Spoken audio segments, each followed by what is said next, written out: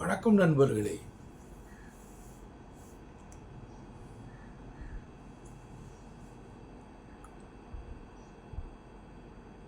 நாம் திருக்குறளில் 51 அதிகாரம் வரைக்கும் பார்த்து முடிச்சிட்டோம். இன்றைக்கி நாம் 52வது அதிகாரத்தை நாம் நம்முடைய சொற்பொழிவில் தொடங்குகிறோம். 52வது அதிகாரம் என்னன்னா, இது முன்னால் 51 சொல்லும் பொழுது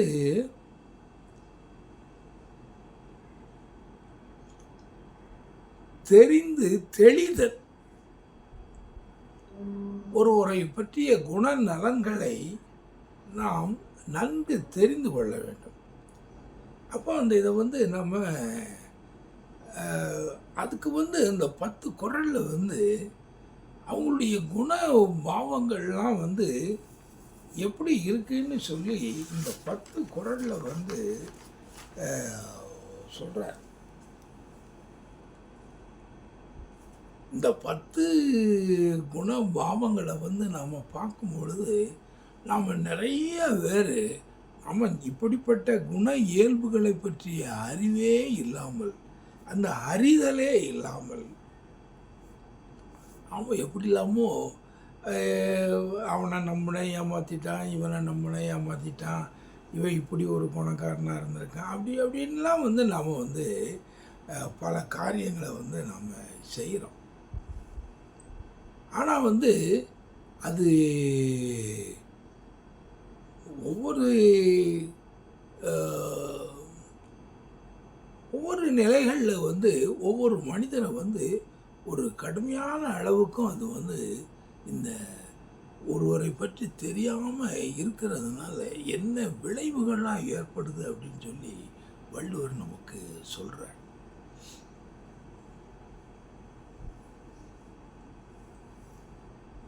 ரொம்ப ஆச்சரியமாக உள்ள அந்த குறள்.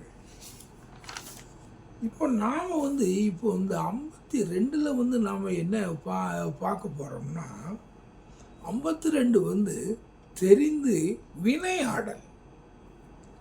காரியங்களில் நாம் எப்படி ஒருவரை தெரிந்து அவர்கள் எப்படிப்பட்டவர்கள், அவர்களை ஒரு காரியத்தில் ஒரு வேலையை நாம் அவங்களுக்கு சொன்னோம்னா இவங்க கெட்டிக்காரத்தனமாக செய்து முடிச்சிருவாங்களா, இல்லைன்னா இவங்க விட்டுட்டு ஓடிடுவாங்களா அப்படின்னு சொல்லி இந்த மாதிரி விளையாடல், ஒருவரை காரியங்களிலே அவங்கள உட்படுத்துறதுக்கு நாம் என்ன செய்யணும் அப்படிங்கிறத இந்த தெரிந்து வினையாடலில் சொல்கிறார். இப்போ நீங்கள் முதல் குறளில் நீங்கள் எடுத்துக்கிட்டிங்கன்னா திருவள்ளுவர் என்ன சொல்கிறாருன்னா,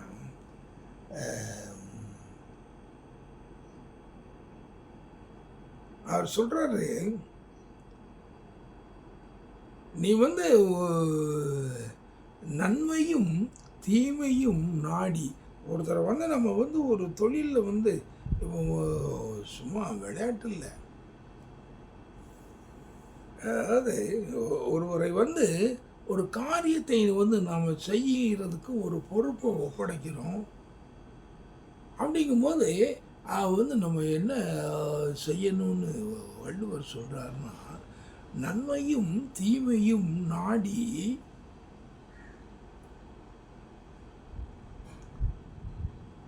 நலம் புரிந்த தன்மையான் ஆளப்படும் வார்த்தைகளை பாருங்க. எப்படிப்பட்ட வார்த்தைகள் இந்த வார்த்தைகள் அது ரொம்ப அதனுடைய பொருள் நீங்கள் ரொம்ப ஆழமான பொருள் உள்ளது. நன்மையும் தீமையும் நாடி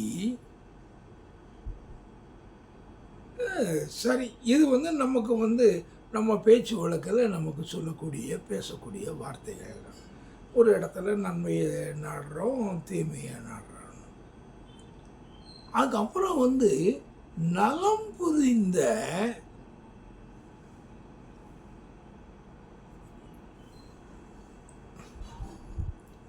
நல்லதையும் நன்மையும் தீமையும் நாடி எப்படிப்பா நன்மை என்ன இருக்குது? நன்மையான காரியங்கள் இவன் வந்து எப்படிப்பட்ட பையன், அல்லது இந்த ஆள் எப்படிப்பட்ட ஆள், அதுக்கப்புறம் இவங்களுடைய தீய காரியங்கள் ஏதாவது இருக்கா அப்படின்னு இந்த மாதிரி நாம் வந்து ஏன்னா நிறைய சந்தர்ப்பங்களில் அவன் ஒவ்வொருவரையும் ஒவ்வொரு காலகட்டங்களில் வந்து ஒரு அவசரத்துக்காகவோ ஏதோ எதையும் யோசிக்காமலாம் நம்ம செய்ய வேண்டியது வருது. அப்படி வரும்பொழுது வந்து இதை வந்து நம்ம மனதில் கண்டிப்பாக வச்சுக்கிடணும். ஓ இது அப்படியா பையன் படிச்சிருக்கானோ, அப்படியா இதெல்லாம் எங்கெல்லாம் இருந்தார் வச்சார், இவன் எங்கேயாவது இருந்துட்டு ஓடி வந்துட்டானா, இவன் நிற்பானா அப்படின்னு சொல்ல வேண்டியிருக்கு.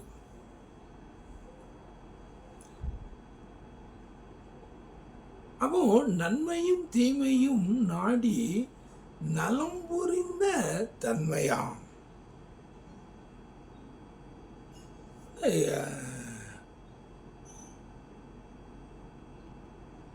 அவன் வந்து நன்மையும் தீமையும் நாடும் பொழுது கூட சில குறைபாடுகளை நாம் பார்த்தாலும் கூட அந்த ஒரு கெடுதி இல்லாத ஒரு தன்மை, நலம் புரிந்த தன்மையான் ஆளப்படும் அப்படிங்கிறார். அது ஒரு கெடுதி இல்லாத ஒரு மனிதனாக வந்து அவன் இருக்கானா அப்படின்னா அதை வச்சு ஆளப்படும் அப்படிங்கிறார். அதை வச்சு நம்ம தெரிஞ்சுக்கிடலாம், அதை வச்சு நம்ம வந்து ஒரு முடிவு எடுக்கலாம். அதுதான் ஆளப்படும் அப்படிங்கிறது. சரி, ரைட்டு. அதாவது நன்மை தீமை. இப்போ கூட சமீபத்தில் ஒரு பையன் ஒரு அதாவது இது வந்து வாழ்க்கையில் நீங்கள் வந்து முழுக்க வந்து நமக்கு வந்து தினமும் அன்றாடம் ஒவ்வொரு நிமிடமும் நம்ம வந்து கொஞ்சம் ஒரு பெரிய ஆளாக இருக்கோம், ஒரு பொறுப்பில் இருக்கிறோம் அப்படின்னம்னா நிறையா பேர் வந்து நம்மளோட வந்து அதுக்கப்புறம் குடும்பத்தில் வயதானவர்கள் இருந்தாலும் கூட நம்மக்கிட்ட வந்து ஒவ்வொரு விஷயங்களையும் வந்து அவங்க கேட்பாங்க. அப்போது அதை நாம் வந்து அதுக்கு ஒரு ஒரு விடையை வந்து நம்ம சொல்ல வேண்டியிருக்கு. இன்னைக்கு ஒரு பையன், அந்த பையன் அவன் வந்து என்கிட்ட வரல. ஆனால் வந்து அவன் வந்து ஒரு கடையில் ஒர்க் பண்ணான். கடையில் ஒர்க் பண்ணவன் திடீர்னு வந்தால் அந்த வேலை வந்து எனக்கு அவ்வளோ சரியாக முடியலை, எனக்கு ஒர்க்கிங் ஹவர்ஸ் வந்து கொஞ்சம் ஜாஸ்தியாக இருக்குது, இது கொஞ்சம் பிந்துது, எனக்கு ராத்திரி நேரங்களில் கொஞ்சம் லேட்டாக 10 மணிங்கிற லெவலில் நான் அந்த கடையை விட்டு வர வேண்டியிருக்கு அப்படின்னு பல்வேறு. ஒரு மனிதன் வந்து ஒவ்வொரு மனிதனும் ஒவ்வொரு ரீதியில் இருக்காங்க. அவன் வந்து ஒரு மனிதன் ஒரு தொழிலை எடுத்து அவன் வந்து வேலை பார்த்து அவன் அதில் வந்து நிலைத்து நின்று அப்படிலாம் பார்க்கும் பொழுது எவ்வளவோ அதுக்கு எல்லாத்துக்கும் அதை வந்து அவன் ஒரு சரியான மனநிலையில் அவன் இருந்து அவன் வந்து முழுமையான தன்னுடைய வேலையை முடிக்கிறான் அப்படின்னு சொன்னான்னா அது வந்து அது ஒரு பண்பான காரியம். எத்தனையோ பேர் வந்து விட்டுட்டு ஓடிடுறாங்க இடையில, பெரிய பெரிய ஆஃபீஸஸில் வேலை பார்க்கக்கூடியவங்க கூட. ஆனால் அதில் சிலவன் வந்து தன்னுடைய 58 வயசு வரைக்கும் அப்படியே அதில் வந்து இருந்து தன்னுடைய அந்த முழு வேலை 58 வயதுங்கிற அல்லது 60 வயதுங்கிறத அவன் முடித்து வெளியே வாரான். மற்ற சிலவன் வந்து இடையிலேயே 58 வயசு வர்றதுக்கு முன்னாலேயே அவன் அந்த வேலையை செய்ய முடியாமல் போயிடுது. எத்தனையோ வருஷங்கள் சிலருக்கு போயிடுது. ஆக இதுகள் எல்லாம் வந்து ஒவ்வொரு மனிதர்களும் அவங்க எப்படி எப்படி வந்து என்னென்ன தன்மைகளை உருவாகிறாங்கிறதெல்லாம் பொறுத்து இருக்கு. அப்படி தான் அந்த பையனும் அவனும் வந்து பல்வேறு வேலைகளெல்லாம் போய் வந்து அவன் இருந்தவன். அது அவனுடைய நிலை. சரின்னு சொல்லி ஒரு கட்டத்தில் வந்து ஒரு வேலையை வந்து வாங்கி ஒரு கட்டத்தில் வந்து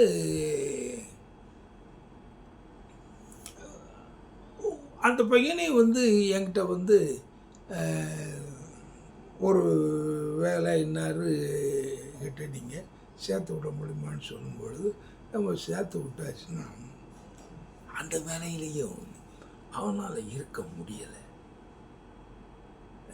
என்னமோ அவனுக்கு வந்து அவனுடைய காம்ப்ளெக்ஸ், அவனுடைய மனநிலையில் வந்து ஏற்படக்கூடிய மனதில் ஏற்படக்கூடிய கவலைகள் புயல் அடிக்குது. பல இதையும் அவன் வந்து செய்து பார்க்க அவன் இதுவரைக்கும் பழகின பழக்கங்கள் இப்படிலாம் பார்த்து இருந்தாலும் அந்த வேலையில் நிலைக்க முடியாமல் பிறகு இன்னொரு வேலையில் போனால் அதில் நிலைக்க முடியல. இப்படி ஒவ்வொன்றா நிலைக்க முடியல. கடைசியில் சரி இன்னொரு ஒரு ஒரு ரெஸ்பெக்டபுளான ஒரு கடையில் கொண்டு இது பண்ணாலும் சரி இதுலையாவது நிற்பான் அப்படின்னு சொல்லி பார்த்தாச்சுன்னா அங்கேயும் அவனுக்கு பெரிய மன போராட்டங்கள். இப்படிலாம் வந்த உடனே அவன் வந்து முடியலைன்னு வந்துடுறான். பிறகு ஒரு 10 நாள் ஆகுது. அதுக்கப்புறம் அவன் வந்து கேட்கான், ஐயா தெரியாதனமாக வந்து இந்த வேலை வேண்டான்ட்டு போயிட்டேன், திருப்பி என்னை சேர்த்துக்கிடுங்க. ஆக இது என்ன சொல்ல? ஆக இப்படிலாம் இருக்கும் பொழுது அதனால தான் வள்ளுவர் சொல்கிறாரு, அந்த நன்மையும் தீமையும் நாடி இப்போ அவனை பார்த்து அவன் வந்து நல்ல பையன்தான்.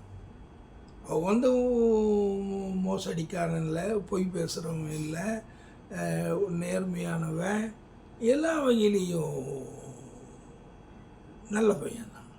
அப்போது நன்மையும் தீமையும் நாடி நலம் புரிந்த தன்மையான் ஆளப்படும். அப்படிங்கும்போது நலம் புரிந்த தன்மையான் அப்படிங்கும்போது அது எல்லாமே கடைசியில் கூட்டி கழிச்சு பார்க்கும்போது எல்லாமே வந்து அவன் காரியங்கள் வந்து நல்லாவே தான் இருந்திருக்கு. நலம் புரிந்த அது வந்து அவன் எதுலேயும் அவன் வந்து அந்த தவறுகள் வந்து அவனால் எதுவும் நடக்கலை. அந்த நலம் புரிந்த தன்மையால் ஆளப்படும். அவனை நாம் வந்து அறிந்து கொள்ள வேண்டும்.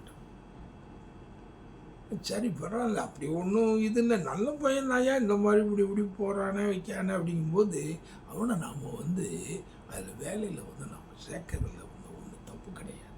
சரி பரவாயில்ல, அவனுக்கு ஏதோ ஒரு மனக்குழப்பம், மன போராட்டம், குடும்ப கஷ்டங்கள், இப்படி பல இதுகளில் அவன் இருந்து ஒரு மனிதன் வந்து வரும்பொழுது சரி ரைட்டு, அதனால் ஒன்றும் தப்பு இல்லை.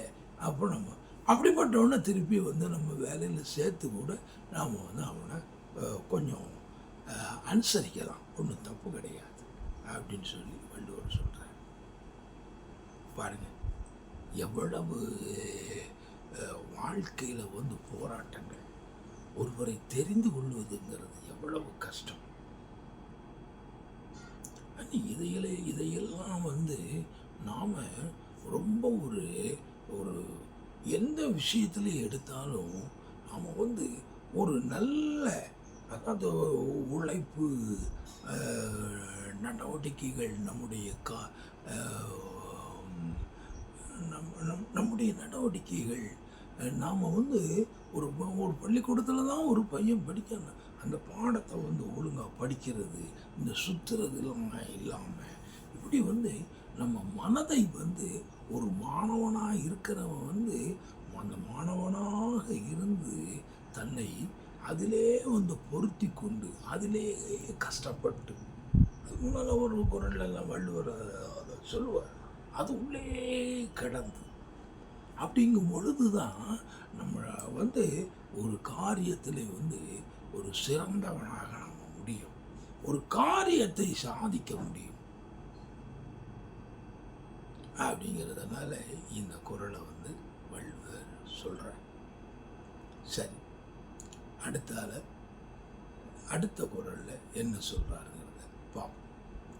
அதுவரை நன்றியோடு விடைபெறுகிறேன்.